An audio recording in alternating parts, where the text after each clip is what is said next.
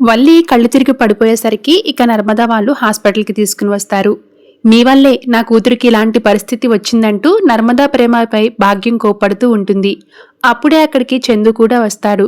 వీళ్ళు ఎంతటి మోసగాళ్ళో తెలుసు కూడా అది కళ్ళు తిరిగి పడిపోయిందంటే ఎందుకు గుడ్డిగా నమ్మారు? ఏదో కొత్త డ్రామా అని చందు అంటూ ఉంటాడు.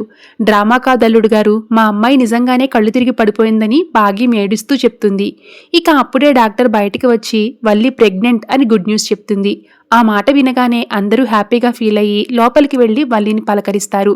ఇక వల్లికి అందరూ కూడా కంగ్రాట్స్ చెప్తూ ఉంటారు. ఇక ఈ విషయం రామరాజుకు తెలిసి రామరాజు ఇంట్లో కూడా అందరూ చాలా హ్యాపీగా ఫీల్ అవుతూ ఉంటారు. ఇక చందు శ్రీవల్లి భాగవతం మొత్తం రామరాజుకు చెప్పాలని ప్రయత్నిస్తాడు. కానీ రామరాజు అస్సలు వినిపించుకోడు. ముందు వెళ్లి వల్లిని తీసుకొద్దాం పదరా అని అంటూ ఉంటే, లేదు నాన్న, వల్లిని ఇంటికి తీసుకుని రావాలా వద్దా అనే నిర్ణయం మీపైనే ఆధారపడి ఉంటుంది అని అంటాడు.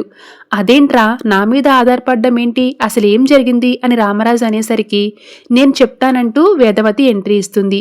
ఇక వేదవతి మాత్రమే కాదు, వల్లి చేయి పట్టుకుని నడిపిస్తూ వేదవతి వల్లిని తీసుకుని వస్తుంది. ఇక వల్లి ఎల్తపడంతో ఆ కారణంగా శ్రీవల్లిని తిరిగి అత్తారింట్లో స్వయంగా అత్త ఆహ్వానించిందనమాట. Thanks for watching.